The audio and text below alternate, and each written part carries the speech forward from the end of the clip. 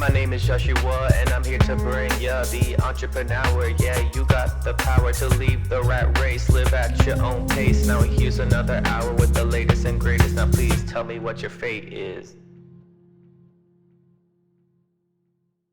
Hey, welcome to The Entrepreneur. My name is Joshua Yankovic.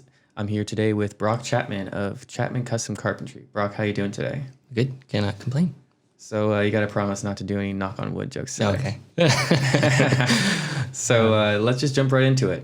Well, why don't you tell me a little bit about yourself? Tell the listeners a little bit about yourself and your backstory for your introduction to the business world. Let's see. I'll go back. When I was young, I loved Legos, Connects, and, had that kind of a mind and building things. And I'd be up till 3 a.m., piles of Legos and just all around me and listening to, things on cassette tape. And I knew I was good at it and I enjoyed it. And that's something that, starting a business or going out on something like that, you have to love it, or at least most of it. So what is it that you do today, Brock? That might be important. I do all things carpentry, all things woodwork. I'm actually in the process of kind of not totally rebranding, but not limiting what my business does as far as the name. So carpentry is in the title of my name, but I might change it to like concepts or something, strictly because as I've grown, I've added on other things that I do, like tile and some different remodel stuff and drywall and framing. And then sometime soon, more of like consulting. So you're almost, you're practically general contractor. Yes, a little bit of everything. Yeah, without the, pulling permits and all this other stuff. I have a couple people that I let them do that for me.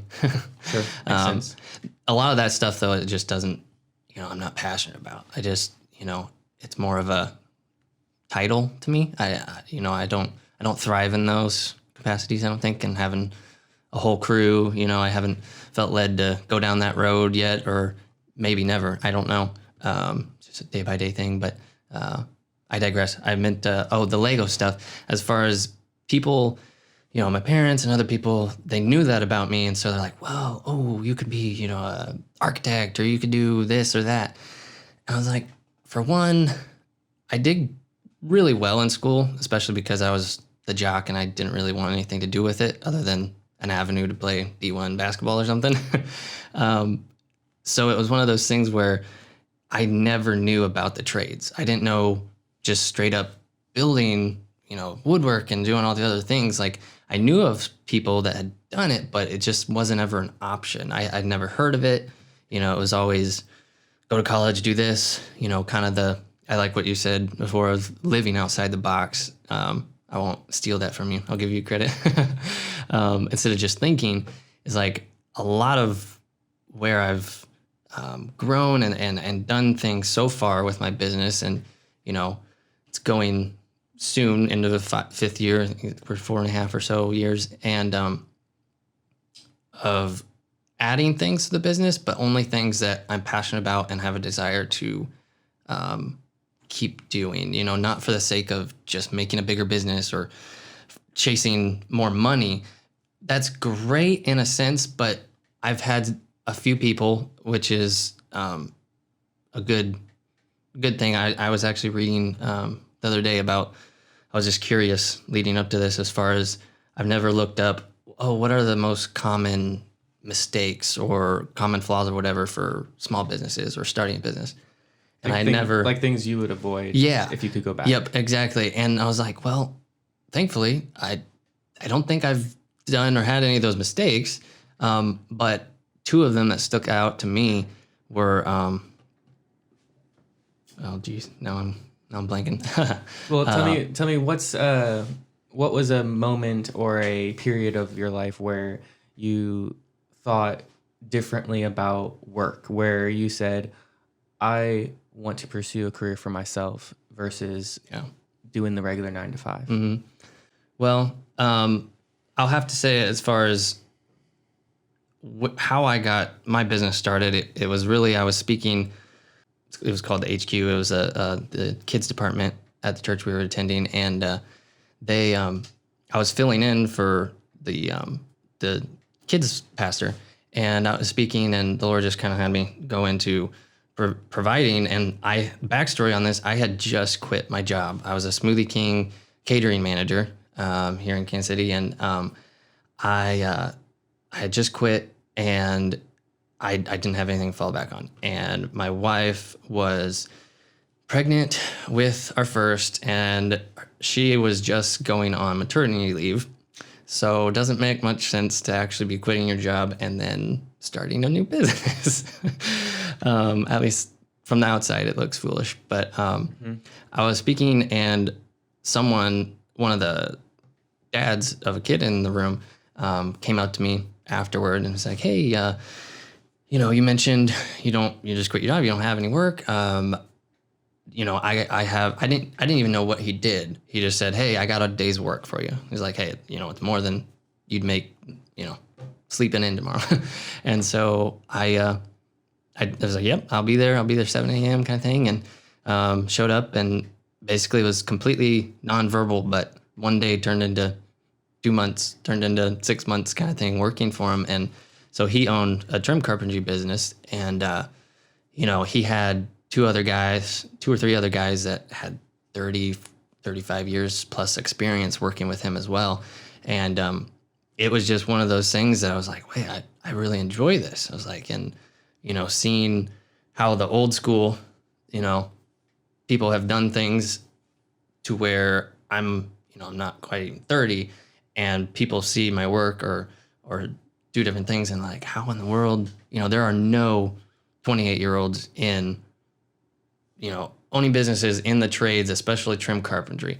All the trim carpenters and carpenters really, period, that I run into, they're all at least over 50. And so it's kind of that thing that people will run into me and they're like, I've gotten written off, but at the same time, they're like, wow, you actually do know what you're doing. Yeah. And it's impressive. You're in an incredible position then, because all those guys that are like in the last generation are about to retire. Yeah. Who's going to be doing their job? There was a really funny, quick story that there was a big construction company that I was doing work for, and I kind of got my foot in the door doing some stuff for him because his trim guy that had been doing things for him for I don't know how long, he was in his later 60s kind of thing, and there was a project come up, and he called his trim guy. He's like, "Hey, I need you, whatever, and I need you to be here." And he's like, "Oh, yeah, I moved to Florida, and I'm just making YouTube videos fishing down here." So, and he's like, "What? You just left alone?" He's like, "Yeah, I make $100 a week, whatever, and that's all I need." I was like, "Oh my goodness!" So it was just one of those things that I got to put my foot in the door with him, and one thing led to another, and I consider him a good friend now, and so it's one of those things that when they're fading like that and nobody else is going into it, I am in a good position, to where I can kind of mold that going forward if I decide to, stay in it for the next 10, 15 years, which I don't know. Who knows? I don't know where it'll totally end up or lead. Just really enjoying where I'm at right now. Yeah, loving the process. Yeah, that's good. Big part of it is is not the destination, but the process or the journey. Yep. Yeah, and the ones of projects where there'll be something that I haven't ever done, and I've never done that. But if you're okay with me taking it on and figuring it out, I'll do that for you, and that for that project, because so many times in trades and contractors and stuff get such a bad rap of dishonesty, and also, taking on stuff, because I know a few that take on bigger projects or different aspects that are not their niche, are not what they're good at. And then all of a sudden it's just a nightmare, or they get fired, or just bad things happen when you're just not honest with, what, I'm going to let it pass, even though, not to be fearful of losing out on X amount of dollars, instead of where you're good at and being excellent in it. Doesn't mean you can't grow and be good at other things. But that's not the time to learn is on somebody's project. That makes sense. So would the point there be sell what you're good at, or double down on what you're good at? Don't. Yeah. It's people want to hire you as an expert in what they want you for, right? It's not multiple things all the time. Yeah. Yeah. It's always better. It seems time and time again, I get reminded that it's better to be an expert or someone who's great at something specific rather than dozens of different things, which great. If you're really rounded, that's awesome. But someone will seek you out if you're good at something very specific. Yep. So it's really cool. What would be advice to someone who is wanting to start a business or in that zone of like, they have something they're good at, they have something that they may be able to love doing, for a living, but they don't know where to start and they don't know what to do? What would you tell them? Ooh, now don't blame me if people go out and fail. I mean, that's a good one, actually. Going out, but failing is succeeding because you tried. Yeah. It's so valuable to look at failure as something extremely positive. It's not a negative. It's something positive because you actually went out and you did it and you tried something and then you learned, okay, this is how I will approach that next time, or this is how I will not approach that at all. Yeah. I misspoke. I probably, that's what I meant to say, Right. Well, don't be afraid of failing. But it's true. Because when I launched it, it was one of the things that I wanted to mention too is, one of them on that list that I was reading was listening to people's advice. And it doesn't mean that you take it all. Listening doesn't mean that you use it. It means you heed it and really think about it and maybe apply what applies to you and maybe not do some of the things you didn't agree with. Right. But I had one of the things on the list also of like just not being afraid of going after something that you want. I'm trying to think of how they word it, but for the advice thing, I have two people that come to mind that they've started their businesses since I've had mine, and I'm younger than both of them. And one of them, I gave both of them pretty much the same advice, different contexts, because they're kind of both wanting to do everything as far as general contracting or decks and kind of stuff. So they were in the construction industry. Yeah. And they came to me and they're like, hey, I value your opinion. And all that. And I basically just, told them my heart and said, hey, here's where, it's not the gospel. It's not, you don't have to do everything I'm saying, but just here's what's been a success for me. And one of them was not taking out a small business loan, because a lot of people think they have to just get their feet going. And for me, I said that to both of them, and one of them took it, and he's been winning awards in Kansas City for his excellent work and all these other things. And the other one didn't. And he hasn't had the same level, and he's been in the hole in different things. And what was that advice to the one who is now succeeding? It was basically the same advice, and not getting ahead of yourself as far as feeling like you have to chase that success immediately and get out there because it's not rolling. So I need influx of money. I need to do a loan. I need to do this.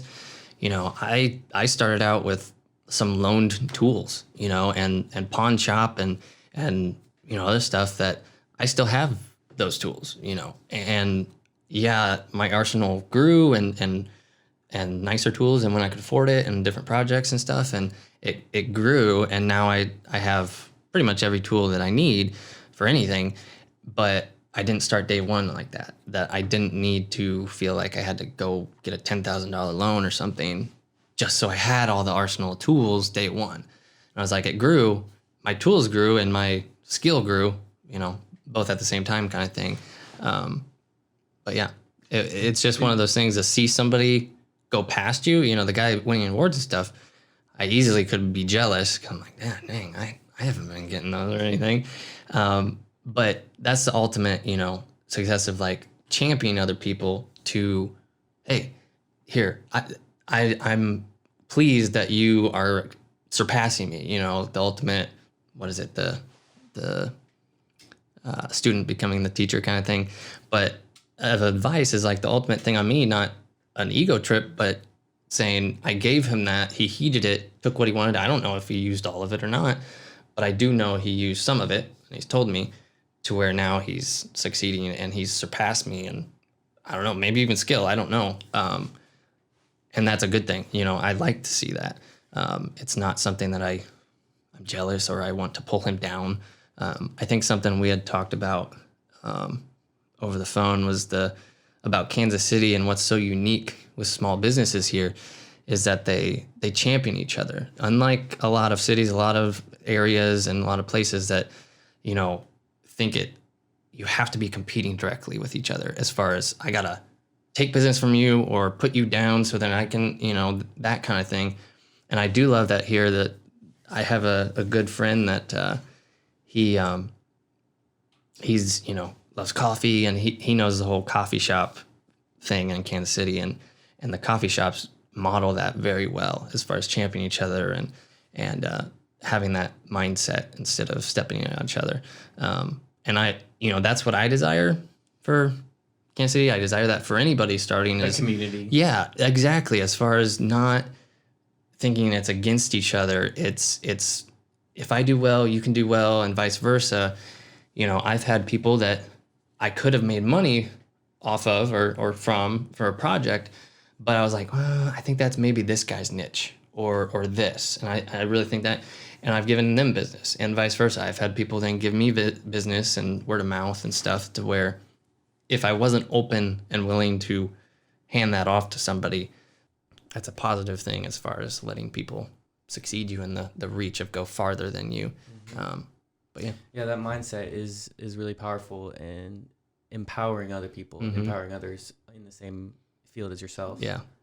It brings you up. It brings your business Mm-hmm. up, because it's reputation and it's branding, really. Yeah. So that's amazing. So would you say that it is really just taking action on what it is you want to do? It's letting go of that fear, and Mm-hmm. you literally just started taking action. Mm-hmm. And I heard this the other day. It's like, why aren't you starting? And it's not the person that's in front of the mirror. It's you don't want it bad enough. Mm-hmm. So you clearly wanted it bad enough. You didn't let no loan, no money, no connections up front. Like I'm sure you had people you knew, but Mm-hmm. not over the top. And Yep. you didn't let that stop you. You took action, and you wanted it bad enough to where you got tools from the pawn shop. Mm-hmm. That's awesome. Like, Yeah. you literally had nothing to hold you back Mm-hmm. when you finally decided that you really wanted it bad enough, right? Yeah.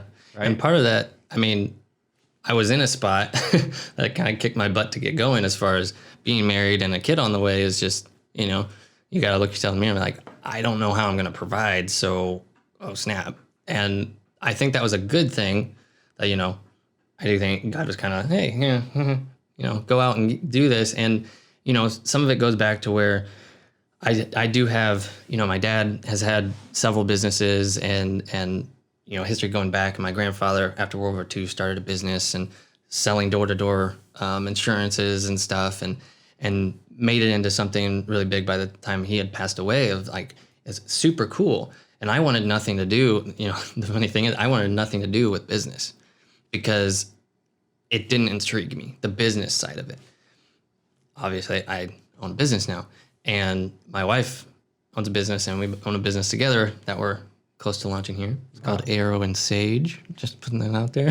And that's so significant, though, that you made that decision, because a lot of people out there I've seen will say, oh, I have a kid and a wife. I can't step out and do what I really want to do, or I can't really start a business because I have kids, or because I have this, or because I have that. It's just, do you want it bad enough?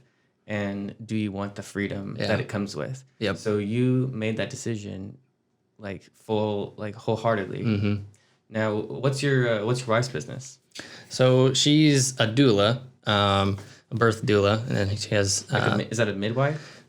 It's not the actual midwife to actually deliver. Okay. It's basically everything. You would think of it as mommy assistant kind of thing, but she does everything as far as the mom's, X amount weeks out and hires her. She, she'll come, she'll do consulting. She knows everything about everything except, the actual birthing and the So it's certificates. kind of like a holistic medicine approach. Yeah.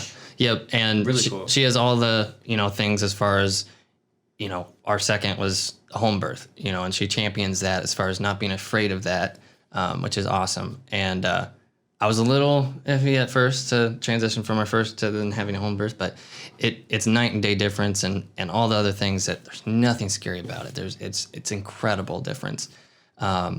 But so she'll do everything from the laundry, postpartum after, or do everything. She goes to, whether it's home birth, hospital, wherever. She's there the whole time. And it's basically, as the husband or partner, whatever, that they might not know what to do, or like, oh, I want to help her, I want to help, but I don't know how. And so she's kind of She knows how. Yeah, of making everything be fluid. And like for me, I was born at home, so Yeah. I come from was it on purpose or on yes, accident? very much on purpose. There was a midwife. Yeah. Yep. The midwife actually was instrumental in my Yeah. life. So Yeah. I'm here today. Yeah. You could say many reasons. Yeah. In many ways because of having a good midwife. Mm-hmm. Yep.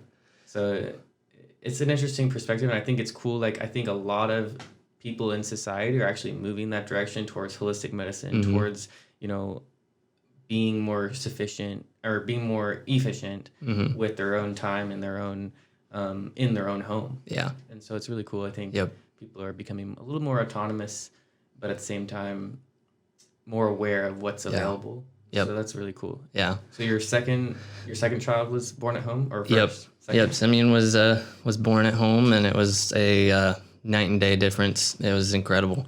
Going into the third one that we're close to launching, Arrow and Sage. So my wife came to me and was like, I was like, oh boy.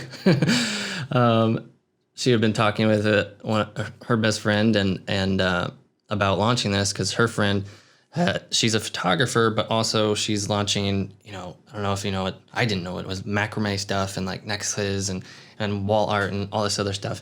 And so there's definitely a niche market for that. Yeah, exactly. And I was like, I knew nothing about it. I was like, I know that looks cool. Yeah, it's really fancy. Yeah. And with hemp and stuff. Yep. Yeah, all kinds of stuff. And so they were kind of collaborating behind, not in a bad way, but behind her husband and I's back. And then came to us and like, so we're talking about maybe launching this. I was like, oh, another one. But the awesome thing is that a lot of things that where we're going to sell with it and stuff are wooden toys, all kinds of different things that are completely natural. If they want dyes in it or color or whatever, we can. But, there's not going to be any, made in China cheap stuff. So it's one of those things where it's difficult. It's like, yeah, 100% handmade quality. It's going to last kind of stuff. But you're going to pay for that. And so it's just like that. I think people here get that. Unlike a lot of places, some of the stuff we're going to make, you might try to find something out there, it's $10 instead of our $25 or whatever. But the fact that it's night and day difference, quality, and to say that it's handmade, it's one of those things that, it's worth it. I know I used to think that way too, of like, oh man, it's more. It's like, yeah, but what you're getting on top of supporting someone local, right, supporting huge. local is definitely huge. Like I'll pay $1 more a coffee, than even Starbucks if it's local. But the majority of the time it's not, 'cause Starbucks is crazy. Yeah, and I think in post-COVID world, we are looking more at local business, so much more so. Yeah, and especially even post protests world is where people are more aware of what's around them. Yeah, in all aspects of life, like people are more consciously aware of things. Yeah. But on your third business, so it's interesting, like where people go from, like I started my first business, and that led to and then XX number of businesses. Yeah. So it's pretty amazing. And so with looking at this third business for you and your wife, what are some of the steps and actions that you're taking right now in this period for getting that third business in terms of a foundation to begin to launch it? What's some things that you're doing right now? Basically, and I'm kind of the woodworking side, obviously, and kind of wrapping my mind around, I just bought a new tool for some of the wooden toys that we'll be, creating and stuff. And so mine is basically, do we have everything to make that happen? Like the supply, you're creating the supply line. And to make the inventory to where we launch and it's not like, oh, we only have one of those, which might happen, but who knows? And then, my wife's done a lot of the testing as far as she has different groups that she's put out there of like, hey, people interested in this. And she does the research as far as not just what's trendy, because I think that's kind of a two-edged sword. But is this something that people like? Is this something that people need? And then is it something that we're all passionate of, like, it's not going to be something that in a year we're like burn out, and that's always a tough thing to where, the fear of failing a business, that's one of the biggest real things of, because it failed, I'm a failure. And it's like, no, you're not. I mean, the millions of people that have had an idea or done something or wanted to do something rather, and just don't take that leap. Right. How many times they failed? Yeah. To get to that success. I had a business with my dad. It was called Graffiti Wall. And, I can't remember how many years we had it. And the technology we had, basically, it was awesome and it was the top of the line then. I wasn't super passionate about exactly what it was, but I was like, okay, kind of getting my toe in the launching a business and doing that. But quickly, because it was entertainment oriented and also technology, I can't remember, maybe 3 years in or so, other technologies were out there that were surpassing it. So it had its window, and, I wasn't passionate about that. Going to events and weddings, bar mitzvahs and everything. It was fun, but it just wasn't where my passions and talents were. It was dealing with people all the time, where I can be a people person, but I like dealing with a few limited at a time, and the entertainment part of it, I was like, I don't think this is exactly where it's at. But so technically, from a lot of people from the outside that knew I did that, or was like, oh, nothing's happening with that, would see it as a failure. And I'm like, well, maybe that's true, but I didn't. Did it. Yeah. You took action. Yeah, exactly. And I didn't let it stop me from doing what I do now. It definitely could have. I've thought about it. I was like, well, I don't want, that to happen. I had people that saw that fail on online. It looked like it failed, and then see what I'm doing now. And they actually were bashing me when I was starting. And I was just like, Yeah, and how many businesses did they start? Yeah, I know. It's interesting to look at failure from a positive light, because it is so valuable. It means you did something, and failure is never a negative thing. It's always a positive thing. It always has a silver lining, and if not being the silver lining of whatever it is you did, because it's always valuable learning that you can get from it, and lessons that will come out of it. Oh yeah, agreed. So you're developing a foundation for this next business, and basically doing a lot of research. From what I gather that you're saying is that a load of research. So you're figuring out, test groups, figuring out product supply, like where it's coming from, and how the logistics would work. So it sounds like a lot of research is necessary to get your business going. Like, you can't just think about it and talk about it. It's taking action on the research. And I wonder, at what point, do you think in years to come you'll have teams of people, or do you see yourself as more of an overseer in years to come, or would you want to stay kind of in a position where you get to be hands-on, you get to do the work? Yeah, if, the opportunity was out there to, that's one of the biggest questions I've gotten the last maybe year of, are you going to hire on more people? Are you going to grow? How are you doing this? I'm like, well, growth, isn't just how many people, how many, whatever. I've really taken the last year as far as crafting certain things and growing personally. And so my business can grow too. But to answer your question, I am definitely a hands-on, not to where I couldn't hand off to somebody else, as far as being too controlling over all of it.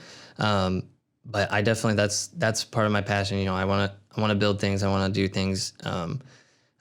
So if it was still my name or my company or whatever, I'd still want people, at least being able to talk to me at least once throughout the project, if it ever grew to that point, which I'm not sure if I'm going to go that route.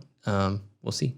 So how many years is it now? You're coming up on, is it 5 years or 6 years? Let's see. So I guess currently it's 4.5. Nice. Okay. Well, that's that's a significant year for you then, huh? Keeping steady. How has COVID treated you? During the start of it, I had a lot of things lined up. Some people weren't not all too sure and all that. And so they were kind of like, okay, definitely approved, but maybe later down the road, which is understandable. But quickly into I don't know, maybe 4 or 5 weeks after, I was slammed. I was very close to, I was like, I don't know if I do need to hire people right now, because it was pretty overwhelming. So I haven't had much of a lull, which is amazing. It does help, here in Kansas City, there's a lot of building going on. There's a lot of projects, but, that's why rebranding and doing some different concepts, such as the wooden toys and some of the things with that business, will be beneficial to where when there's slow times in construction or other things, it'll just be a piece right into where, I can be making those things, making inventory, selling from something else or selling furniture instead of just, in somebody's home or a new build. Or So to the listeners who may, in different industries, what are some lessons that you've learned by this kind of period where things are uncertain and also things are slowed down for many people? What are some lessons that you may have learned during this time as far as a business owner and what it means? I'd say always take the slow times, not reevaluate in a bad way, but reevaluate. Are you still doing what you love to do? Have you gotten off track from that? Would you like to add something more? And that's what, is interesting as far as with my wife coming with this new business thing through all of this. I was like, oh, okay. Yeah, I'm on board with that. That's an avenue where I definitely am excited about. I would say definitely not be afraid of the slow times. For me personally, I know the Lord always provides, but not being afraid of those times where it looks like on the horizon, of I need to go out and get something right now, which there's some truth to that. If I hadn't done anything during, the last 4 months and just relied on new builds or whatever, I wouldn't have had much work. It was going out and calling some people and following up. And some of it was word of mouth, though. I'm currently on something that it was a word of mouth. It was a mom of a lady that I had done some work on their house and their stairs. And so those things, as far as we talked about word of mouth, is awesome, because it seems like just at the right time, you get a cold call and it's like, oh, you did a great job for so-and-so. And they said you're amazing, and I'd love for you to do the same thing here. Yeah. So it sounds like you, after having reevaluated and gone through a little bit of reflection, which is it's something ongoing, right? It's always being self-reflection and being reflective on your the way your business is operating. But it sounds like you became more proactive in getting business. Yeah. In some ways. Yeah, because I mentioned about the new builds. I'm still waiting on new builds that were supposed to be happening a month, 2 ago, and there's just a lot of things going on with those, and so always having something else on your radar as far as not overbooking yourself. That's always a bad thing as far as going 10 steps ahead of where you running too fast, head over heels kind of thing. With either influx of work where you don't have the capacity to do it all. I have run into that in a little bit as far as being a small business. It's just me right now.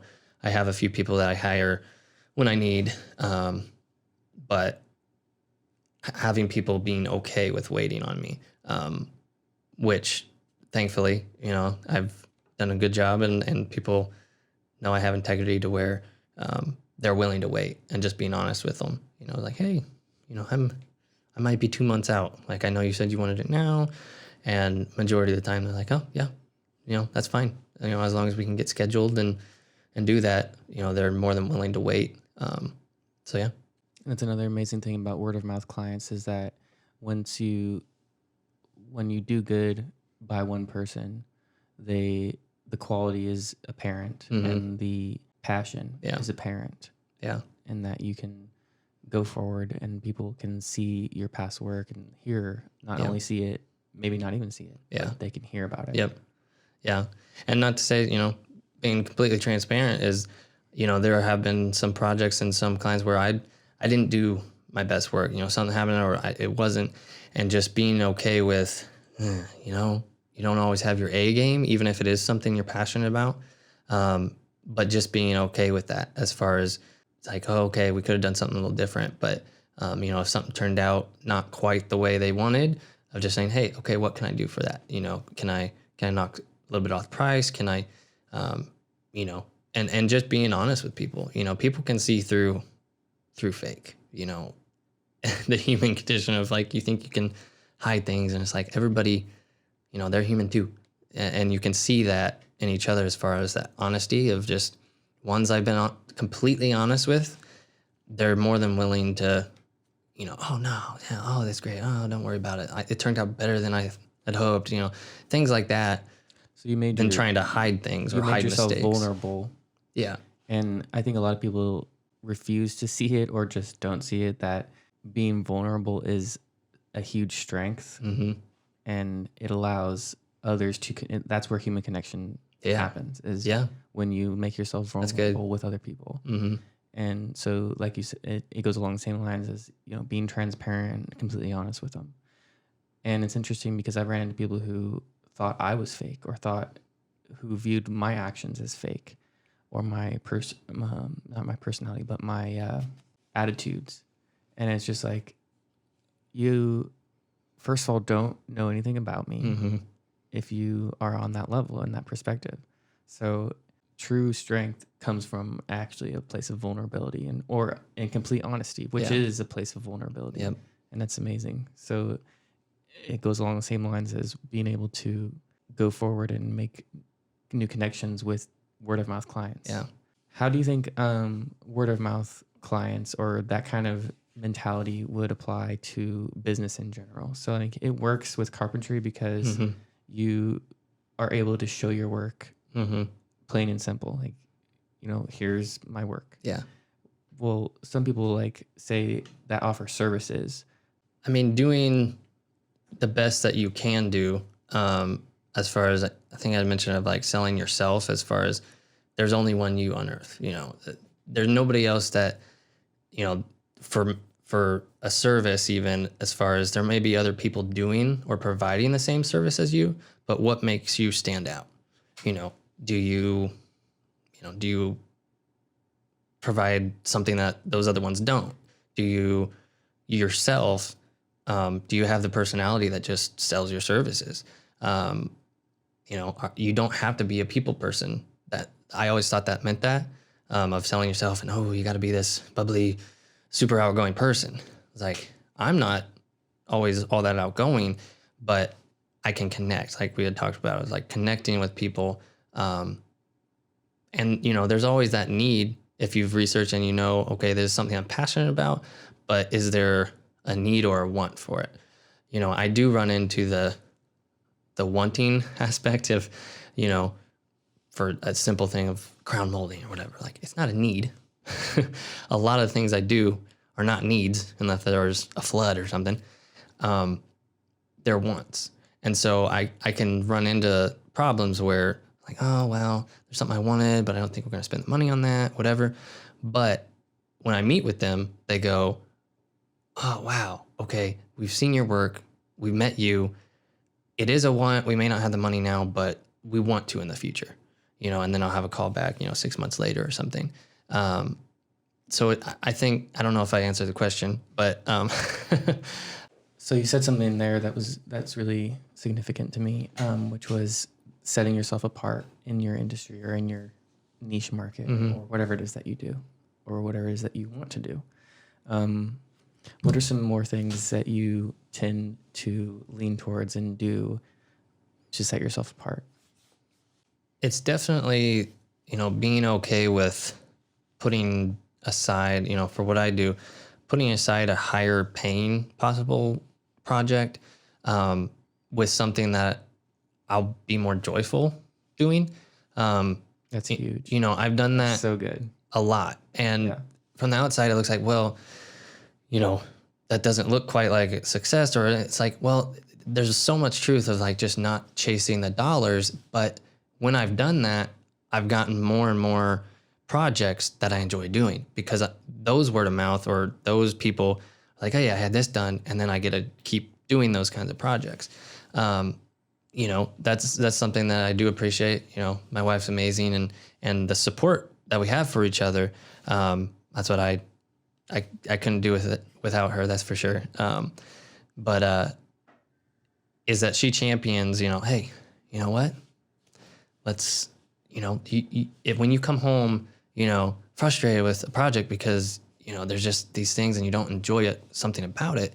I try to not have work come home with me. It's hard with what I do. I have a shop at home too. But not letting that affect the rest of my life. But it happens a lot less. And those frustrations don't come into the home a lot less if I'm, building a mud room or something that I enjoy doing or building somebody's furniture that I enjoy so much more. And so focusing on those things, because that's really at the end of the day, I would rather make a lot less money, still provide for my family, still do all these other things. But from the outside, other people's expectations or other people's what they view success, maybe I don't look like I'm successful. I don't care. If I am enjoying what I'm doing, at the end of the day, I'm a happier person. My family's happier. There's so much more enjoyment for the rest of my life of letting that really speak volumes. I think that's huge. I've known some people out there, they do chase, the higher and the dollars and all these others. Their family's miserable. It's all about work. It's all about that. It bleeds over into everything else they do. Instead of just being a passion, and it can provide for their family, but not being everything and just stress you out and take on things that you don't enjoy doing. But yeah, I would say that's huge as far as when I changed that mindset in my family and our marriage was a game changer as far as just not doing, being okay with saying no to a project. Being okay to say no is a hard thing when you're like, you know what, but it's work. Somebody wants me to do this or provide this service. But just being okay with saying no, but not being afraid to say yes. So it's kind of a two-edged thing there, but yeah. That's really good. Yeah, absolutely. You touched on a kind of a work-life balance. Mm-hmm. So you have your shop at home, so you have that creative outlet, but it's still separated from your job. Even though you employ those same skills in your work, your enjoyment and your happiness comes first. Mm-hmm.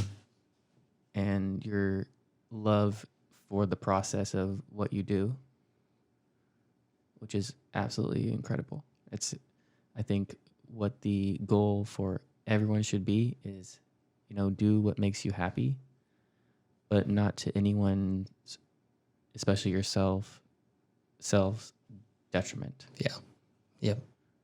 Well, it's been great. I think we're right around time, and I think we've got some incredible bits and pieces of what we've talked about here today. Thank you, Brock Chapman, Mr. Brock Chapman, the Brock Chapman, for being on the show. Thanks for having me.